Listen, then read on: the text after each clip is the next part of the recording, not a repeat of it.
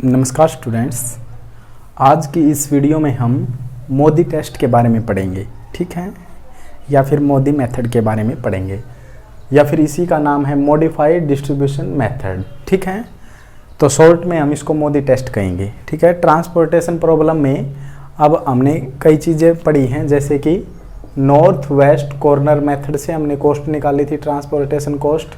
फिर उसी कॉस्ट को हमने देखा था कि लिस्ट कॉस्ट मेथड से हम और मिनिमाइज कर सकते हैं। देन फिर हमने देखा था कि VAM वोगल्स अप्रोक्सीमेशन मेथड से हम उस कॉस्ट को और भी मिनिमम कर सकते हैं।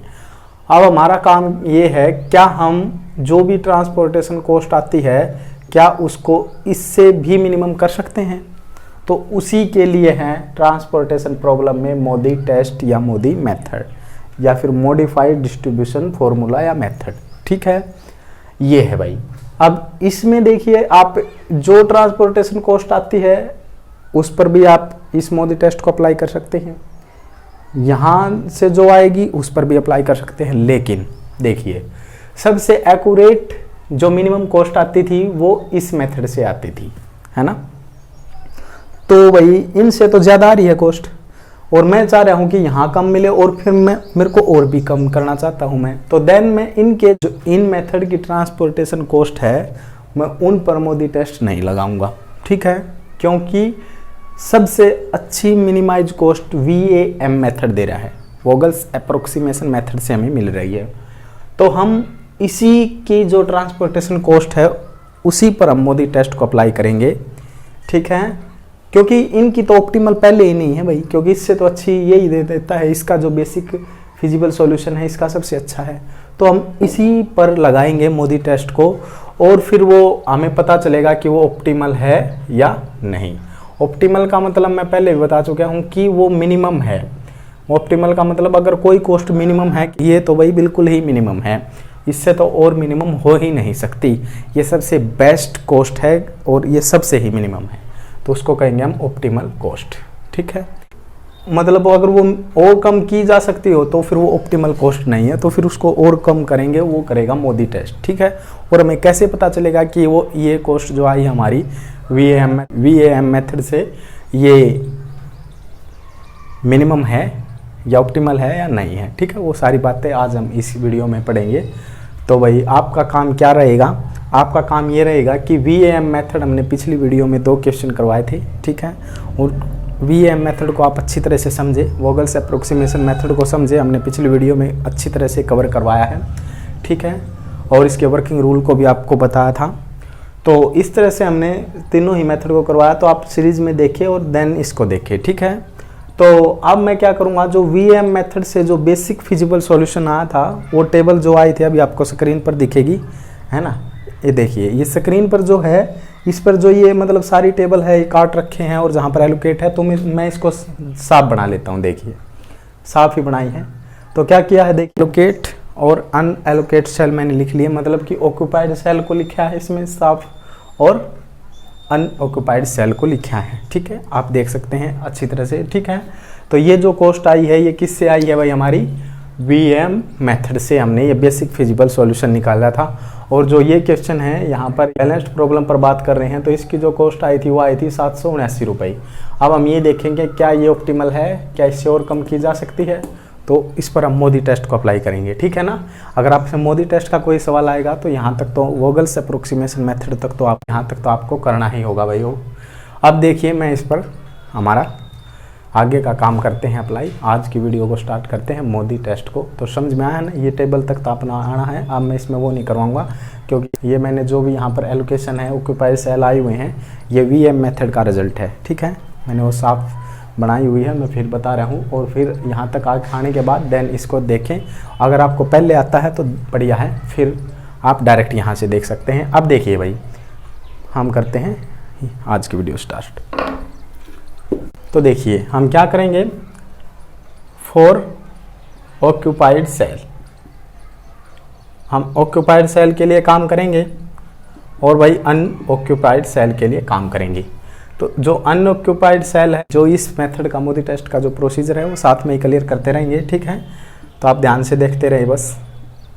ठीक है, तो वैसे प्रोसीजर लंबा होता है भाई, हम इसको शॉर्ट में समझाने की कोशिश करेंगे, मार्क्स आपके कंप्लीट आएंगे, ठीक है ना। तो ध्यान से देखिए, तो ये है हमारा ऑक्यूपाइड सेल को कंप्लीट करने का मेथड। तो कैसे है, तो अब हम यहाँ पर क्या करेंगे, हमारा यही काम है कि हम ऑक्यूपाइड सेल को बना लेंगे, D2 D3 D4। तो देखिए भाई, यहाँ पर जो ऑक्यूपाई सेल है उनको बनाएंगे तो 19 यहाँ पर ऑक्यूपाई है, ऑक्यूपाई मतलब जहाँ एलोकेट हुआ है। तो जहाँ पर ऑक्यूपाइड सेल है वो लिखेंगे, बाकी को रिक्त छोड़ेंगे। तो यहाँ पे कुछ नहीं लिखेंगे, तो यहाँ पर ये लिखेंगे भाई, यहाँ पर एलोकेशन नहीं है तो इनको खाली छोड़ेंगे, और यहाँ पर लिखेंगे 40 और 7। यहाँ पर एलोकेशन है तो यहाँ पर लिखेंगे 60 और 2। और फिर यहाँ पर देखिए, यहाँ पर एलोकेशन नहीं है तो यहाँ पर है, तो यहाँ पर लिखेंगे, और यहाँ पर नहीं है एलोकेशन तो यहाँ पर लिखेंगे एलोकेशन है। तो आया है समझ में। तो मैंने क्या लिखा है, केवल मैंने ये लिखा है कि भाई यहाँ पर ये क्या है, एलोकेशन है। और अब आपको मैंने बताया था कि ये जो सॉल्यूशन है हमारा कैसा है, नॉन डीजनरेट है। तो नॉन डीजनरेट पर ही हम क्या लगा सकते हैं, मोदी टेस्ट को लगा सकते हैं। नॉन डीजनरेट है, ये एलोकेशन कितनी है, यहाँ पर 1 2 3 4 5 6। तो एलोकेशन को मैं कैपिटल N से दिखाता था, और एक ये चीज़ चेक करनी होती थी, number of row, number of column, और फिर माइनस इनको जोड़ लेते थे। नंबर ऑफ रो 3 है, नंबर ऑफ कॉलम 4 है, और फिर 1 घटा देते थे। तो ये जो है ये इक्वल आए तो नॉन डीजनरेट सॉल्यूशन होता था, है ना। अगर ये लेस देन आ जाए ऑक्यूपाइड सेल इस कंडीशन से, तो देन ये डीजनरेट होता था। तो डीजनरेसी की कंडीशन को आपने चेक करना है, तो नॉन डीजनरेट सॉल्यूशन पर ही हम मोदी टेस्ट को अप्लाई कर पाएंगे। समझ में आया है, समझ में आया है ना। तो इस तरह से हम काम करेंगे। तो देखिए भाई, ऑक्यूपाइड सेल बनाने के बाद अब आपका काम क्या है कि यहाँ पर U1 लिखे, यहाँ पर U2 लिखे, यहाँ पर U3 लिखे, यहाँ पर V1 लिखे, यहाँ पर V2 लिखे, यहाँ पर V3 और V4। ये जो वेरिएबल लिखे हैं आपने इतने सारे, इनकी सब की वैल्यू निकालनी है। और कैसे निकालेंगे, ध्यान से देखिए। तो यहाँ पर जो सबसे मैक्सिमम एलोकेशन है, यहाँ पर 2 है, यहाँ पर 2 है, यहाँ पर 2 है, ठीक है। आप मैक्सिमम एलोकेशन को फाइंड कीजिए, 1 है, 1 है, 1 है और 3 है। यहाँ पर एक वेरिएबल को हम 0 एलोकेट करते हैं अपनी मर्जी से, तब ये निकलेंगे, वैसे नहीं निकलेंगे। तो हम इसको एलोकेट करेंगे, हम उसको एलोकेट करते हैं जहाँ पर मैक्सिमम एलोकेशन हुई है, जिस रो या कॉलम के कोरस्पॉन्डिंग मैक्सिमम एलोकेशन है, उसी वेरिएबल को हम क्या करेंगे, 0 एलोकेट करेंगे, ठीक है। तो हमारा इस केस में V4 पर यहाँ पर 3 एलोकेशन है और कहीं नहीं है, तो V4 0 हो जाएगा। देन हमें ये फार्मूला क्या कहता है कि भाई जो भी UI है, VJ है, उसको जोड़कर कॉस्ट आनी चाहिए।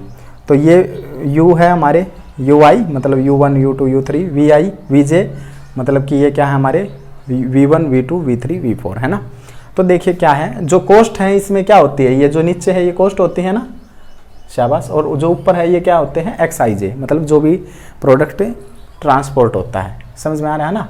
यहाँ पर ये डिमांड होती है, ये सप्लाई होती है, ये डेस्टिनेशन होते हैं, ये फैक्ट्रीज होती हैं। आपको सारी बातें मैंने क्लियर करवाई है। तो इसमें कॉस्ट पर बात है फिलहाल, तो कॉस्ट ये होती है हमारी, है ना। तो ऊपर वाला तो हमारा प्रोडक्ट होता है जितना भी उस डेस्टिनेशन पर शिप हुआ है, ठीक है जी, आपको पता है ये सारी बातें।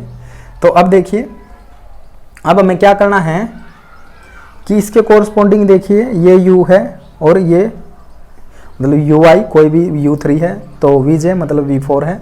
तो अब इनको जोड़कर हमारी कॉस्ट आनी चाहिए, ये कहता है ये फार्मूला। तो कॉस्ट कैसे आएगी, देखिए जी, यहाँ 0 है और इनको जोड़कर 20 आना चाहिए। तो भाई 0 है, 20 होने में कितने कसर है भाई, सारे की कसर है, तो 20 आ जाएगा U3 का मान। आ रहा है ना समझ में। इसी तरह से यहाँ पर 60 कॉस्ट आनी चाहिए भाई, आ रहा है ना समझ में, कि भाई हम जो भी इसके कोरस्पॉन्डिंग UI और VJ है उनको हम ऐड करेंगे और कॉस्ट आ जानी चाहिए भाई हमारी, ये कह रहा हूँ मैं। समझ में आ रहा है ना, शाबाश। तो ये 60 है और यहाँ पर 0, इनको जोड़ूंगा तो भाई 60 होने में कितनी कसर है, तो 60 ही की कसर है, हम 60 आ जाएगा। इसी तरह से सिमिलरली आप समझ चुके हैं कि यहाँ पर 10 की कसर है। तो UI की तो वैल्यू हमने निकाल ली भाई। अब VJ की वैल्यू भी इसी तरह से निकलेगी। यहाँ पर देखिए इसके कोरस्पॉन्डिंग ये VJ है, ये VI है, तो इनको जोड़ेंगे तो यहाँ पर 40 है कॉस्ट और 60 ये है हमारा। तो 40 हमें प्राप्त करना है, तो हमें क्या करना पड़ेगा, 60 में से भाई हम 20 रुपये खर्च कर देंगे एक हिसाब से।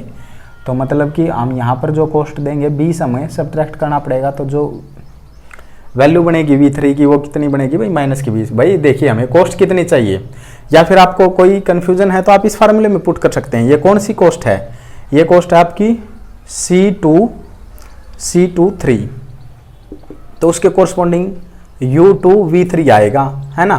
तो इसमें मैं पुट करता हूँ तो ये कॉस्ट की वैल्यू है 40 और U2 60 और V3 हमें फाइंड करना था।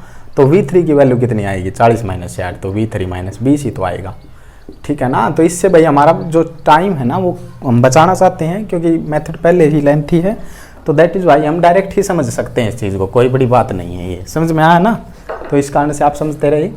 तो ये 8 है, ठीक है, और इसके कोरस्पॉन्डिंग ये है 20। तो हमें कॉस्ट चाहिए, कॉस्ट ही आनी चाहिए, कॉस्ट पर आप फोकस करें। तो 20 में से मैं कितना सब्ट्रैक्ट करूँगी, 8 आ जाए, शाबाश, माइनस का 12। तो अब ये है भाई V1 की वैल्यू इसके कोरस्पॉन्डिंग आएगी। तो यहाँ 10 है, कॉस्ट आनी चाहिए, तो भाई यहाँ पर क्या हो जाएगा, कम है तो भाई हम प्लस का लिखेंगे, ज़्यादा है तो फिर हम यहाँ घटा का लिख लेते हैं, है ना। तो भाई सारे UI और VJ यहाँ से इस तरह से निकल जाएंगे। आया है, शाबाश। तो ठीक है भाई, तो देखिए अब हम काम करते हैं नॉन ऑक्यूपाइड सेल के लिए, फॉर नॉन ऑक्यूपाइड सेल्स। तो इनके लिए काम करेंगे, तो ध्यान दीजिए। तो यहाँ पर इनके लिए ये फार्मूला था, तो इसके लिए भी फार्मूला है, यहाँ DIJ से दिखाएंगे उसको। तो CIJ माइनस में UI प्लस VJ, शायद समझ में आया होगा। कुछ नहीं किया, जो ये है ना, मतलब आप ये तो याद करने का ढंग बता रहा हूँ मैं, कि जो यहाँ तो आप डायरेक्ट भी लर्न कर सकते हैं कि VI प्लस VJ है, ये हमारा डायरेक्ट एक तरह से उस तरफ ले गया, तो CIJ में से, मतलब ये अलग फार्मूला है, इससे कोई रिलेशन नहीं है, वो तो याद करने का ढंग है। आ रहा है ना समझ में। तो नॉन ऑक्यूपाइड सेल के लिए ये है हमारा फॉर्मूला। कैसे याद रखना आपने CIJ, और इसको मैं डायरेक्ट यहाँ माइनस लग जाएगा और ये ब्रैकेट, तो CIJ इसको बता रहा हूँ कि DIJ इज इक्वल टू ये है, ठीक है। ये याद रखने का ढंग है, इसका कोई रिलेशन नहीं है, ये अलग ही डिफाइन है फार्मूला, ये अलग है। समझ में आ रहा है ना, ठीक है जी। अब देखिए यहाँ पर है भाई, हम दोबारा उन सेल को लिखेंगे अब जो क्या है, अनऑक्यूपाइड है या अनएलोकेटेड हैं।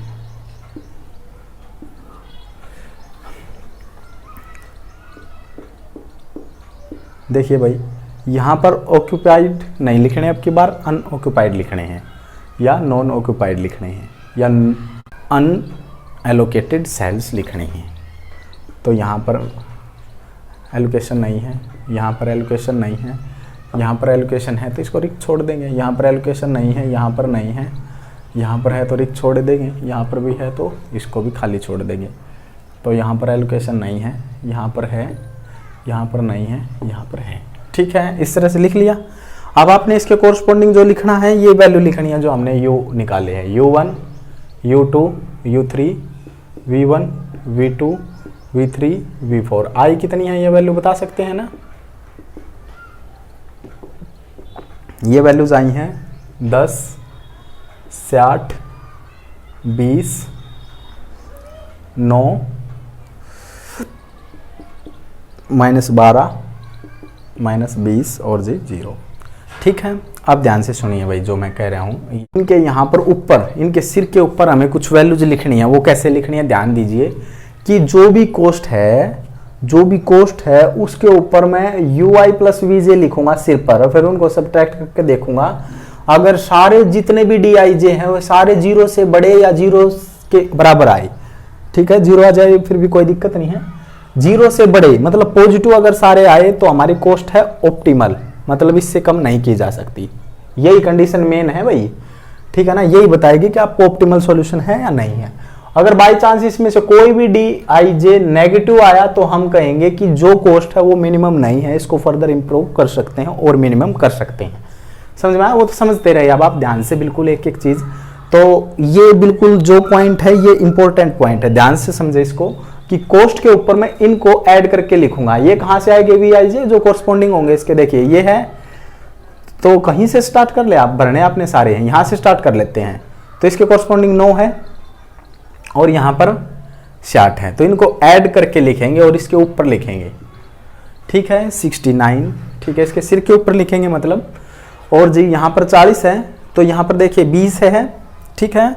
और इसके कोरस्पॉन्डिंग मतलब यू आई वी जे ये है, इनको ऐड करके इसके सिर के ऊपर लिखेंगे तो 29 है। यहाँ पर इसके कोरस्पॉन्डिंग 10 है और ये 12 है, तो इनको ऐड करना है। तो 10 में -12 ऐड करेंगे तो माइनस का 2 और इसके सर के ऊपर लिखना है, ठीक है। 50 है और इसके कोरस्पॉन्डिंग यू आई है, इसके कोरस्पॉन्डिंग ये है, तो इनको ऐड करके इसके सिर के ऊपर, तो 10 और -20 को ऐड करूंगा तो बड़ी रकम का चिन्ह आएगा, है ना, ठीक है जी।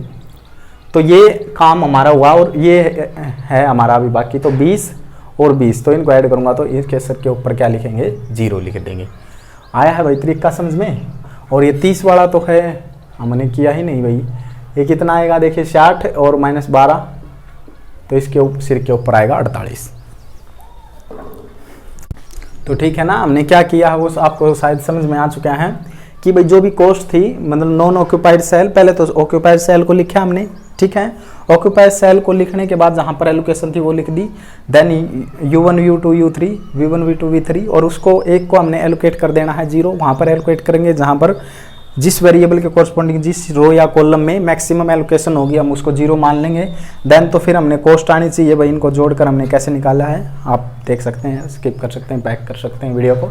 और यहाँ पर फिर अनएलोकेटेड या नॉन ऑक्यूपाइड सेल के लिए हमने काम किया, तो ये फार्मूला होता है उसके लिए, ठीक है। तो इस फार्मूले से हमने जहाँ पर एलोकेशन नहीं थी वो लिखा, जो सिर के ऊपर ये लिखी है वैल्यू, ये वैल्यूज मेन है, ध्यान दीजिए कैसे आई हैं। ये हमने जो भी जहाँ पर भी नॉन ऑक्यूपाइड सेल है वहाँ से लिख लिया, ठीक है। वो टेबल कहाँ से आ रही है वीएम मेथड से, उसमें ये लिखा है। और इसके मतलब ऑक्यूपाइड सेल के लिए काम किया। अब नॉन ऑक्यूपाइड सेल के ऊपर कुछ वैल्यू लिखनी है, वो वैल्यू कैसे लिखनी है, जो यू आई प्लस वी जे है यहाँ पर लिखनी है इसके सिर के ऊपर, जो इसके कोरस्पॉन्डिंग है। जैसे इसके कोरस्पॉन्डिंग ये था 20 और ये प्लस का 20 ये माइनस का 20, तो इसके ऊपर इनका एडिशन लिखना, मतलब और कुछ नहीं करना, ठीक है। देन अब जो ये है वैल्यू इनका सब्ट्रैक्शन, मतलब सब्ट्रैक्ट, इसमें से क्या करना है, जो ये वैल्यू है इसमें से ये सब्ट्रैक्ट करेंगे। तो ध्यान दीजिए भाई क्या आएगा, तो आप वैसे ही चेक कीजिए क्या कोई नेगेटिव आ रहा है, अगर नेगेटिव है तो उसको टिक कर लेंगे। 30 और 1 माइनस हमारा सूत्र में है कि पहले ही ले रहा है, तो ये 32 आएगा, है ना, क्योंकि कॉस्ट है जो भी। और यू आई ये मतलब ऊपर जो लिख रखे हैं हमने, ये क्या लिख रखे हैं, शाबाश, आपको शायद क्लियर समझ में आ रहा है भाई। ये जो ऊपर लिख रखे हैं ना भाई, ये ध्यान से देखो, ये हमारे कुछ नहीं है, ये यू आई प्लस वी जे हैं सारे, ठीक है ना। और फिर फार्मूला हमारा डी आई जे का ये है कि जो भी कॉस्ट है और जो उसके सिर के ऊपर ये लिख रखे हैं हमने, वो घटा के डी आई जे हैं, वो हम चेक कर रहे हैं। अगर सारे ही पॉजिटिव आ जाते हैं या फिर 0 आ जाते हैं तो हमारी ऑप्टिमल है कॉस्ट। आ रहा है ना समझ में, कि मतलब हम और कम नहीं कर सकते। अगर एक भी नेगेटिव आया तो हम कहेंगे कि ऑप्टिमल नहीं है, इसको और मिनिमम कर सकते हैं। यहाँ पर एक क्वेश्चन आपका राइज हो सकता है कि जी अगर बहुत सारे नेगेटिव आ जाए, है ना, क्योंकि एक नेगेटिव आ जाए तो हम उसको टिक करेंगे, और जितने भी नेगेटिव आए टिक तो करेंगे, सभी को जो भी नेगेटिव आएगा उसको टिक करेंगे, लेकिन सिलेक्ट उसको करेंगे आगे प्रोसीजर को बढ़ाने के लिए जहां पर मोस्ट नेगेटिव वैल्यू आएगी, मतलब कि हाईएस्ट नेगेटिव वैल्यू, जैसे कि -10 है, -8 है, -6 है, तो ये है मोस्ट नेगेटिव वैल्यू। समझ में आ रहा है ना। तो मोस्ट नेगेटिव वैल्यू जिस सेल में आएगी ना, उसको फिर हम आगे प्रोसीजर को सिलेक्ट करेंगे। तो ध्यान से समझे, इंपॉर्टेंट है, यही की पॉइंट है भाई इस मेथड का, ठीक है। ठीक है, देखिए अब ध्यान से, अब इनको चेक कीजिए। 30 कॉस्ट है हमारी CIJ, और फिर माइनस, और फिर जो भी UI प्लस जे का मान है ये इनको हमको सब्ट्रैक्ट करना, तो ये 32, तो इसमें कोई दिक्कत नहीं है। 32 ये इसी तरह से 60, ये भी ठीक है, ये 1 ये भी ठीक है। यहाँ 30 में से 48 घटाऊंगा भाई, तो ये नेगेटिव है भाई, इसको टिक कीजिए।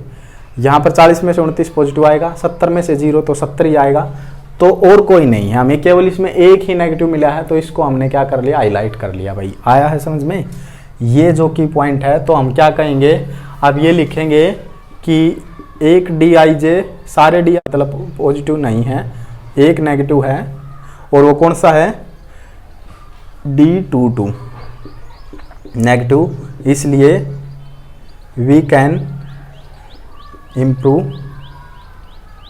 Improve transportation cost further. ठीक है, वोगल्स अप्रोक्सीमेशन मेथड से जो कॉस्ट आई है वो हमारी ऑप्टिमल नहीं है। ठीक है, transportation cost is not optimal because एक नेगेटिव आ चुका है, तो हम इसको आगे इम्प्रूव कर सकते हैं। अब कैसे इम्प्रूव करनी है वो आपको समझना है, तो यहाँ तक समझ लेना है भाई अच्छी तरह से।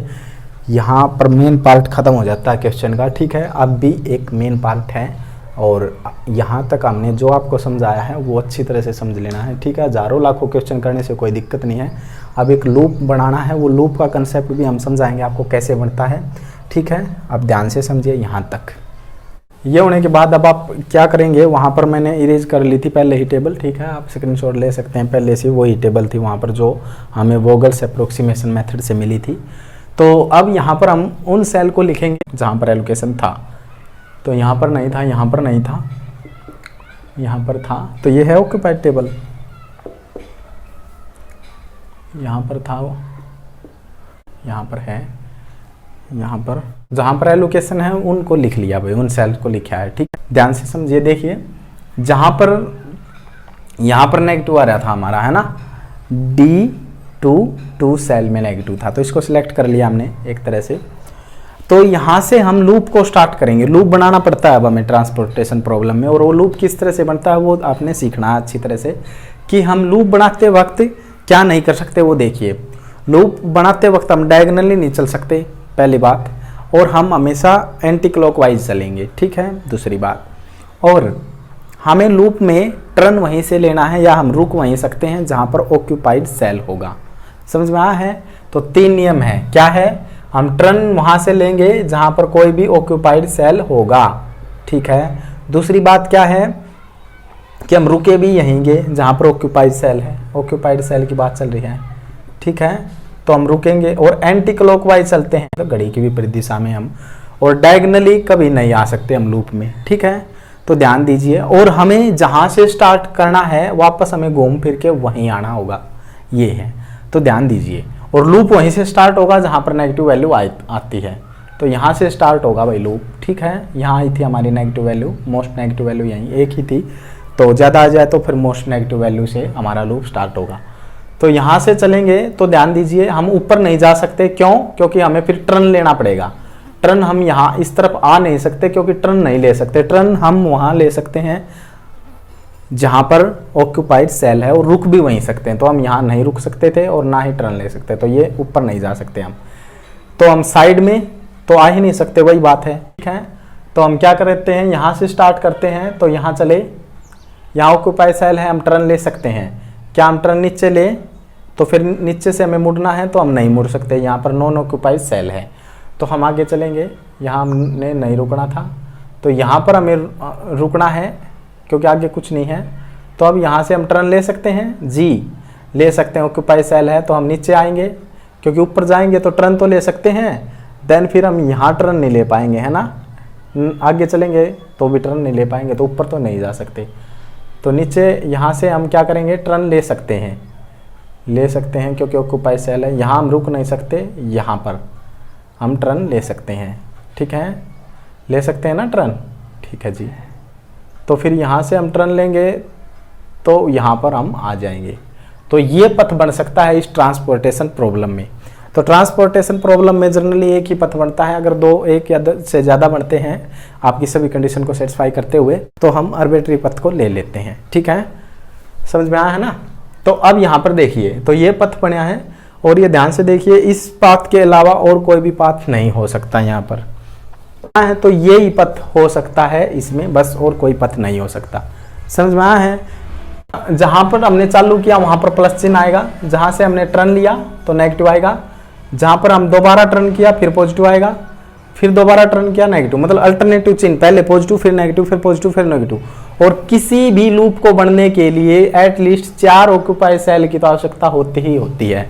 4 से कम लूप नहीं बना पाएंगे, 1 2 3 4। समझ में आ रहा है ना। वैसे आपको दिख भी रहा है, अगर 3 आया तो फिर भाई वो नहीं आ पाएगा। तो स्क्वायर बड़े लूप का कोई ज़रूरी नहीं है, अनस्क्वायर भी हो सकता है, और भी हम लूप के बता देंगे 1-2 केस आपको कि कैसे है, ठीक है। लूप बनाना इंपॉर्टेंट है।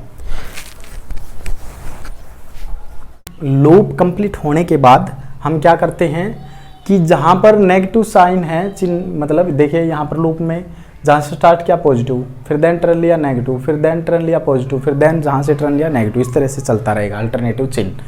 तो अब देखिए जहाँ पर नेगेटिव है वहाँ से आप देखिए कि मिनिमम प्रोडक्ट शिफ्ट कहाँ हुआ है, या मिनिमम एलोकेशन को देखिए। तो यहाँ पर 2 है मिनिमम एलोकेशन, तो इसमें जो भी मिनिमम एलोकेशन है, जहाँ पर पॉजिटिव है ये मिनिमम ऐड हो जाएगा और जहाँ पर नेगेटिव है ये मिनिमम सब्ट्रैक्ट हो जाएगा। तो ऐसा करने से आपको एक नया बेसिक फिजिबल सॉल्यूशन मिलेगा और फिर कॉस्ट निकालिए वो मिनिमम होगी। ध्यान से देखिए अब क्या करना है। तो यहाँ पर जहाँ से स्टार्ट किया था तो यहाँ 30 था ना, यहाँ से नेगेटिव आ रहा था और यहाँ पर अब नया ही एलोकेट हो जाएगा 2, ठीक है। और यहाँ पर हमने एलोकेट नहीं करना, जहाँ पर नेगेटिव चिन्ह है वहाँ पर ये सब्ट्रैक्ट होगा। तो ये किस में कन्वर्ट हो जाएगा, 2 है तो 0, यहाँ पर पॉजिटिव चिन्ह था तो यहाँ पर हो जाएगा 12 और यहाँ पर नेगेटिव चिन्ह था तो यहाँ पर आएगा 6। आ रहा है ना समझ में। तो इस तरह से अब इसकी ट्रांसपोर्टेशन कॉस्ट को निकाल ले तो वो आएगी 19 पंजे 95, 10 दूनी 20, कॉस्ट उसी तरह से निकलेगी भाई 60 और 280 गुणा सब की होगी जहाँ पर एलोकेशन है 280, ये 0 हो जाएगा है ना, ये 0 तो ये 8 6 48 और ये 12 दूनी 24 तो 240। अब इसको ऐड कीजिए, ऐड करेंगे तो देखिए 240 और 60 300 यार 300 600 में अब ऐड कीजिए आप 95 और 48 को। तो 8 और 5 13, एक हासिल तो 9 13 और 1 14 और एक हासिल तो 7, तो 743। तो पहले कॉस्ट 779 थी तो अब कॉस्ट आई है 743 रुपये। तो इस तरह से भाई ये मिनिमाइज की जा सकती है, ठीक है। तो इस तरह से आपने मोदी मेथड को करना है। तो भाई आपको समझ में आया होगा मोदी मेथड। तो मोदी मेथड में आपने क्या करना था, जो भी वीएम मेथड से वो टेबल बनानी है ऑक्यूपाइड सेल और नॉन ऑक्यूपाइड सेल के लिए। फिर ऑक्यूपाइड सेल को लिख लेना स्टेप 1 में, और ऑक्यूपाइड सेल को लिखने के बाद यहाँ पर आपने वेरिएबल दे देने हैं और जहाँ पर मैक्सिमम एलोकेशन वहाँ पर 0। देन फिर कॉस्ट को कैलकुलेट कीजिए, जो हमने फार्मूला बताया था आपको, क्या था, CIJ = UI + BJ, उससे कैलकुलेट कर सकते हैं, नहीं तो हमने डायरेक्ट इसको करवाया था। तो ये सारे आने के बाद फिर दोबारा टेबल को बनाइए, नॉन ऑक्यूपाइड सेल को लिखिए और ऊपर UI + BJ, मतलब कि यहाँ पर ये लिख देना है जो हमने निकाले थे और फिर इनके सिर के ऊपर इनको ऐड करके लिखना है, जैसे इसके कॉरस्पॉन्डिंग 20 और 29 इस तरह से आपने लिख लिए थे। और फिर कोई भी ये चेक करना है इसमें से ये ऊपर वाला घटाकर, अगर पहले से घटा तो ऐड हो जाएगा, अगर प्लस है तो फिर घटेगा, है ना। जो भी नेगेटिव आएगा उसको सिलेक्ट कर लेना था और ज़्यादा नेगेटिव आए तो फिर हमें मोस्ट नेगेटिव सेल को ले लेना है, वहाँ से हम लूप स्टार्ट करेंगे। फिर लूप स्टार्ट करने की कहानी तो फिर आपने ये थ्योरी बता दी थी कि भाई एक नेगेटिव है तो इसको इम्प्रूव किया जा सकता है। बाई चांस सारे पॉजिटिव आ जाते हैं ना तो भाई खत्म था क्वेश्चन हमारा, हम कह देते कि ऑप्टिमल है हमारी। तो अब यहाँ से तो उस केस को तो आप कर ही सकते हैं भाई, उसमें तो कोई प्रॉब्लम ही नहीं है। वहाँ तो सारे DIJ आप लिख सकते देंगे कि जितने भी DIJ हैं भाई वो हमारे क्या हैं, > 0 है, that is why the cost is optimal, ठीक है ना। तो इससे कम नहीं हो सकती। तो देन अब ये केस हमने करवाया है कि भाई हम कम करना चाहते हैं तो कम होगी, ये ऑप्टिमल नहीं है। तो इसके लिए हमने लूप स्टार्ट कैसे करना है, यहाँ से स्टार्ट करेंगे जहाँ पर नेगेटिव थी, फिर वहाँ से चलेंगे और टर्न वहाँ से लेंगे जहाँ पर नेगेटिव है, फिर नीचे आएंगे टर्न ले सकते हैं, ऊपर जाएंगे फिर यहाँ से टर्न नहीं ले सकते, वहीं आना है, फिर यहाँ आएंगे तो यहाँ से भी टर्न, तो ऊपर नहीं जा सकते, नीचे ही आएंगे और नीचे से फिर उस तरफ तो जा ही नहीं सकते क्योंकि है ही नहीं कुछ, तो उस तरफ जाएंगे, यहाँ नहीं रुकना, यहाँ रुकेंगे, यहाँ से टर्न लेंगे तो ऊपर तो हम सीधा जा ही नहीं सकते क्योंकि टर्न नहीं ले पाएंगे, तो यहाँ से फिर यहाँ आएंगे, है ना, यहीं से टर्न ले ले, फिर यहाँ आ जाएंगे तो फिर यहाँ अटक जाएंगे, हम वहाँ नहीं जा सकते, टर्न हम ऑक्यूपाइड सेल पर ही लेंगे। तो और क्या पॉसिबिलिटी हो सकती थी इसमें, और कोई भी कोई पॉसिबिलिटी नहीं हो सकती थी। जनरली आपको मैंने बताया कि एक ही पथ या एक ही पाथ बनता है, ट्रांसपोर्टेशन टेबल में एक ही पाथ बनेगा, अगर 2 बन जाए या 3 बन जाए तो आप कोई भी ले लें भाई अपनी मर्जी से। तो ये पाथ जब जनरेट हो जाता है तो जहाँ से चालू किया वहाँ प्लस, जहाँ टर्न लिया नेगेटिव, जहाँ फिर दोबारा टर्न लिया पॉजिटिव, फिर दोबारा लिया नेगेटिव, उसके बाद फिर आप देखिए नेगेटिव में जो सबसे मिनिमम कॉस्ट है, ठीक है, अगर ये पाथ बाई चांस यहाँ ऑक्यूपाई सेल होता तो यहाँ टर्न ले लेता, फिर यहाँ ऑक्यूपाई सेल है तो यहाँ टर्न लेता, तो फिर ये पथ यहाँ बन जाता, फिर पॉजिटिव नेगेटिव का केस यहाँ भी चलता, फिर यहाँ भी देखता नेगेटिव नेगेटिव जो भी है। तो उनमें जो सबसे मिनिमम है तो जहाँ पर पॉजिटिव है उसको ऐड कर दीजिए और जो नेगेटिव है जहाँ पर नेगेटिव चिन्ह है वहाँ से घटा दीजिए। तो इस तरह से नया बेसिक फिजिबल सॉल्यूशन और फिर दोबारा कॉस्ट निकालिए, वो मिनिमम होगी, ठीक है। ये प्रोसीजर है। अगर फिर भी आपकी समस्या है इसमें तो आप बता सकते हैं, हम आपको एक क्वेश्चन और करवा सकते हैं, ठीक है। और देखेंगे अगर हमारे पास टाइम रहा तो हम एक क्वेश्चन और करवाएंगे मोदी मेथड पर। फिलहाल मेरे ख्याल से मुझे लगता है अगर आप इसको ध्यान से करेंगे तो आप इसको सारे कंसेप्ट को क्लियर कर सकते हैं, क्योंकि एक ही क्वेश्चन काफ़ी होता है। फिर भी अगर समय रहा तो हम एक क्वेश्चन और करवा देंगे। तो ट्रांसपोर्टेशन प्रॉब्लम में आपने north west cost method, least cost method, Vogel's approximation method और मोदी टेस्ट को आपने पढ़ लिया है, जिसे हम टेस्ट ऑफ ऑप्टिमैलिटी कहते हैं। ठीक है, तो यहाँ तक आप कीजिए। अगर वीडियो पसंद आ रही है तो लाइक करें, चैनल को सब्सक्राइब करें। ठीक है, क्योंकि आप देख सकते हैं कि बहुत मेहनत लगती है वही वीडियो बनाने में। ठीक है, तो सपोर्ट करें। धन्यवाद।